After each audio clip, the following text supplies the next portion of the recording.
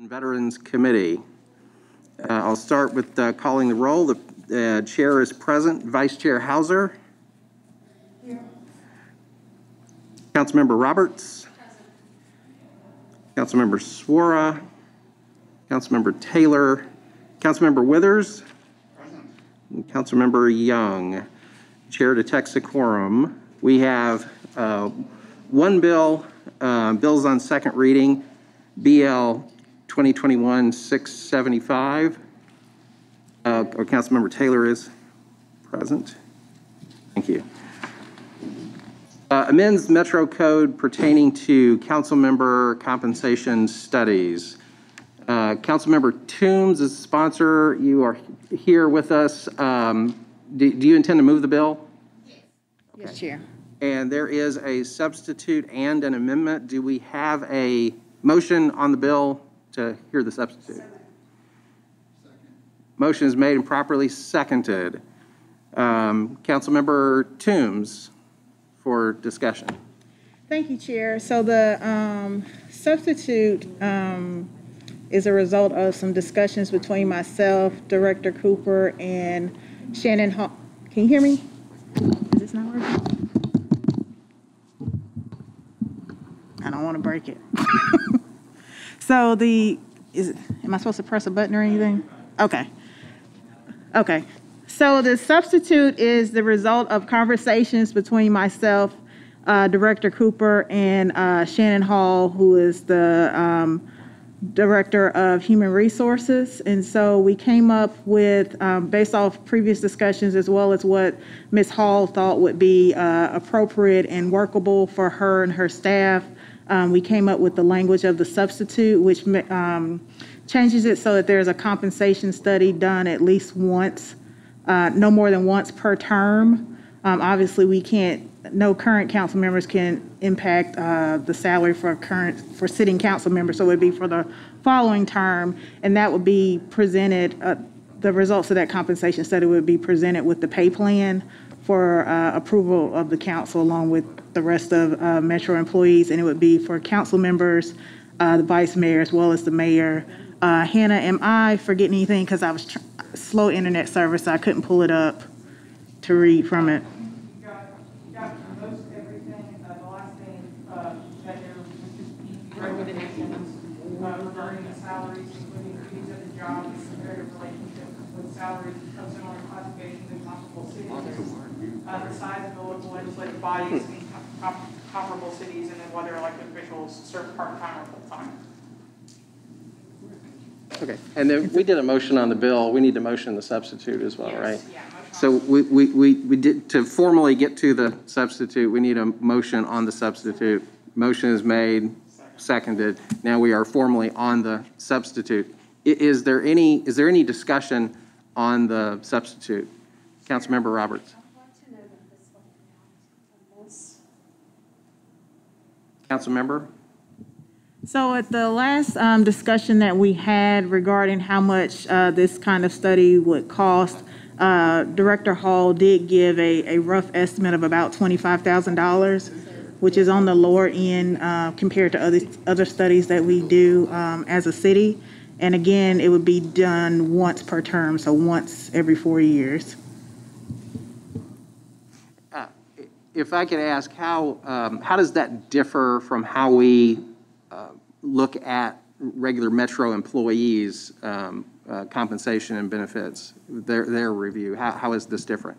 So when Director Hall spoke, I think during budget and finance, she mentioned how, regular employees, they get cost of living increases, they're eligible for merit raises, whereas council members are not.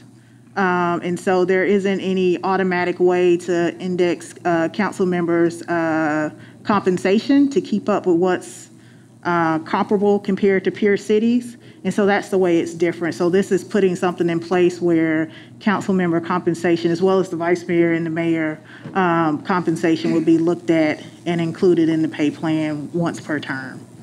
And then just for clarification, who looks at it? Who is actually doing the study? It would be Director Hall and her staff. She has one staff person that does, oh, she's here? I'm over here trying to explain. Well, we are more than happy to give you the floor if you'd like to enlighten us on this.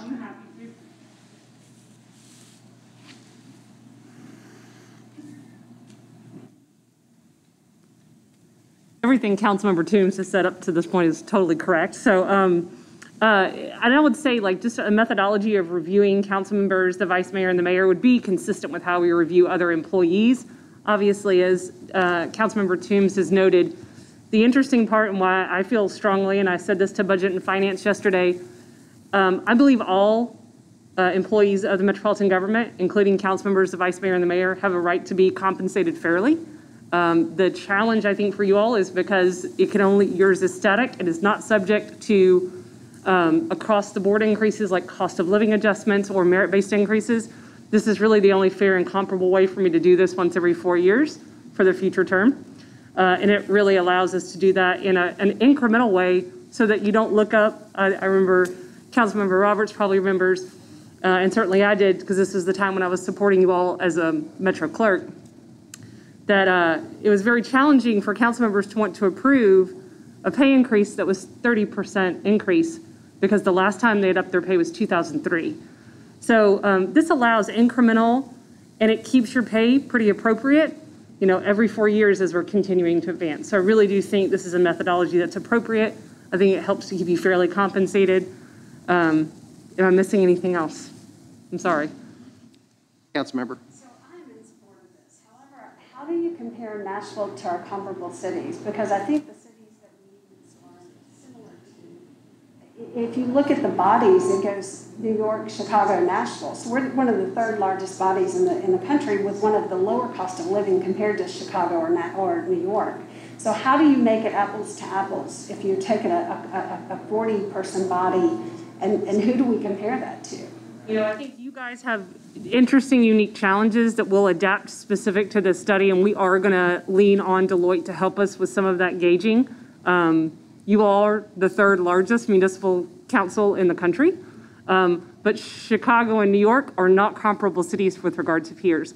So we look at things like population, we look at size of budget, we look at size of the governments, whether they're a metropolitan form of government. So we're using, right now we have about 22 peer cities we use for metro employees. I do envision something much greater than Councilmember Toombs had suggested 6. I said just take it out because it'll be more than that. I do, like we have in the past, look to do this more like a blended topic for you all because you're a little bit of a unique animal. So I look to blend some of the peers that we think are most comparable from our current peer list and then substitute and add some others that I think give a nod to the size of this body and the uniqueness of that. When we look at duties, time, I mean, all of the attributes that were listed, we were already looking at those when we were gauging you all, so that's not a problem at all to accommodate them. Animal, with the cost of living being not comparable to New York and Chicago. Absolutely. Vice Chair Hauser. Yes, I have a comment that I like put into. Oftentimes what I hear, can you hear me? Yes. Okay. Oftentimes I hear people say, well, you knew what the job paid when you took it. That's fine. Yes, we did. We knew we were working, we were slave labor. But what do we want to attract? Because right now, to serve on the council, you either have to be self-employed, have a very lenient boss that lets you leave and do your work at odd hours so that you can attend meetings. I mean, there are just several different things that have to be in place for you to be able to even serve on the council. And then also you have individuals that they may have to pay for child care or whatever. So what I'm saying is we need to look at what kind of representation do we want on the council. Do we only want retired people or wealthy people or folks who have other sources of income that are very flexible? And if so, fine. But if we would like to have a council that truly represents our city, we need to look what would it take for other individuals to be able to serve on the council. And that's one of my concerns, is that if we don't look beyond just what is, we will never get to the point that we really have the representation that our Nashvillians deserve. And that's one of the things that I have not heard said. I just keep hearing this come up, well, y'all knew what you were getting into. Well, yes, we did.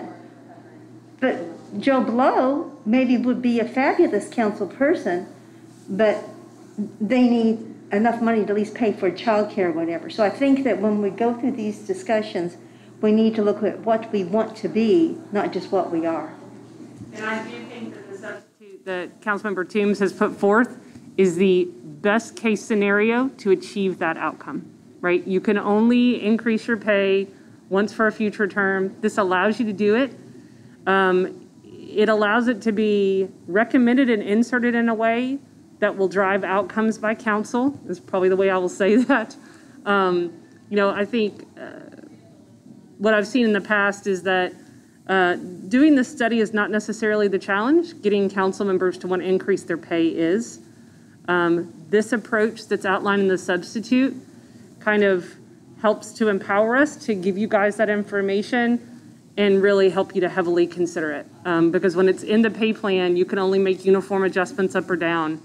So any impact to kind of remove that would actually impact every single employee in the metropolitan pay plan. So I do think that the substitute that Councilmember Toombs has offered is the best case scenario to achieve that outcome.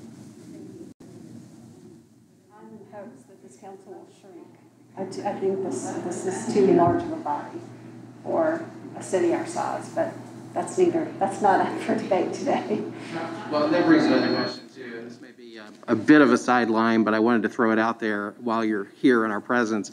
The city-to-city comparisons can be a little difficult, as Councilmember Roberts alluded to. We're a bit of a unique animal. There's not that many, and we're not the only one, the only metropolitan, but it is a bit unusual when you look across the country. So the city-to-city comparisons can be difficult. Would you also take into account a comparison of Metro Nashville to some of the smaller states and their governments? The one that comes to mind is Nebraska, because their legislative body is actually unicameral and has low 50s in terms of membership. So we're similar in size to their state government. And their constituency is similar as well. And so I throw that out there for comparison purposes, that might be beneficial as well. Yeah, I would not rule out anything at this point. I think what we'd have to look at is, I think certainly some of those aspects, as well as job functions and duties. Because obviously a state legislature does something similar, but not exactly. But I do think we have to consider all of those things. What I can tell you is we have a commitment to making sure that we have a blended methodology that helps to not only validate some of the size and scope of what you do, but also the uniqueness of what this council body is. Okay. All right. Thank you for that. Are there any other questions, and in particular of Ms. Hall while we have her here? Is there an amendment? There is. We are on the substitute, and we'll vote on the substitute, and then we'll hear the amendment. So, are we ready to vote? All those in favor of the substitute, say aye. Aye. Any opposed? Any abstentions? Okay, the substitute is passed. 5-0. That brings us to the amendment by Benedict. She is not here. I'll sign on. Okay, are you okay? Okay. Then do we have a motion on the amendment for purpose of discussion? And a second. All right. Then Councilmember Withers, you're recognized on the amendment. What I believe that Councilmember Benedict intended to do was a little bit to address the matter of not saying that we should specify what our pay is, but just provide some more whereases in context for Metro Council compensation. Is my understanding. It doesn't modify the legislation. It Right. modify It the adds section. more like whereas context, but it contains the effect of the legislation. Any questions on the amendment? I'm not clear what do you mean? It adds some whereases to the legislation, but it doesn't change the effect of it or the requirements of it. So like the recitals at the top of the bill where it says, whereas the Metropolitan Council, X, Y, and Z, that's all that this is adding. It doesn't actually add like binding language that would go into the code anywhere. And I can actually, I've got the amendment, hold on. Do you want me to read the okay. Just say I can if you want, but if you don't. And it was discussed in Budget and Finance yesterday, and I think there were 2 words that were going to be removed or something. Right. So an updated amendment was circulated earlier to remove some of the language. Is it redundant? I mean, why are we adding whereases? Because legislation includes whereas. It's just this response, Councilor Benedict, I think, just intends to put, context into the bill to kind of show this is the intent behind why we're doing this study. Any further questions on the amendment? Okay, we're ready to vote on the amendment. All those in favor of the amendment say aye. Aye. Any opposed? Any abstentions? Okay, the amendment is added. Now that brings us back to the bill itself.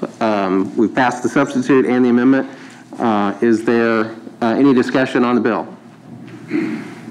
Okay. All those in favor of BL 2021-675 say aye. Aye. Opposed, no. Any abstentions? The ayes have it, 5-0. That is our agenda. Is there any other business to come before the committee? Seeing none, we are adjourned. Thank you very much.